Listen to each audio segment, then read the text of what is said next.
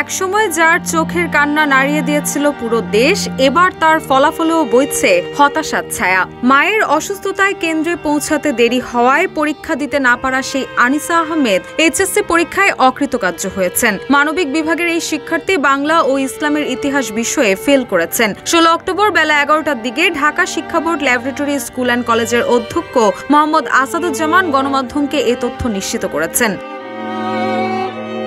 এর আগে গত 26 জুন এইচএসসি পরীক্ষার প্রথম দিনেই ঘটে সেই হৃদয় বিদারক ঘটনা। মায়ের অসুস্থতার কারণে সময় মতো পরীক্ষা কেন্দ্রে পৌঁছাতে পারেননি আনিসা। কয়েক মিনিটের দেরি হওয়ায় কর্তব্যরতরা তাকে কেন্দ্রে প্রবেশের অনুমতি দেননি। সে সময় কান্নায় ভেঙে পড়েন আনিসা। রাজধানীর সরকারি মিরপুর বাংলা কলেজের সেই গেটের সামনে দীর্ঘক্ষণ অপেক্ষার পর শেষমেশ ফিরে যেতে হয়েছিল তাকে। International Standard University, New Dimensions in Education.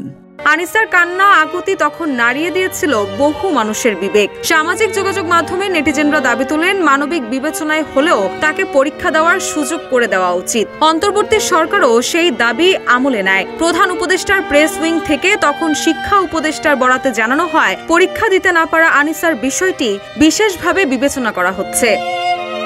Rusha সুর, নিউজ ডেস্ক, ইত্তেফাক।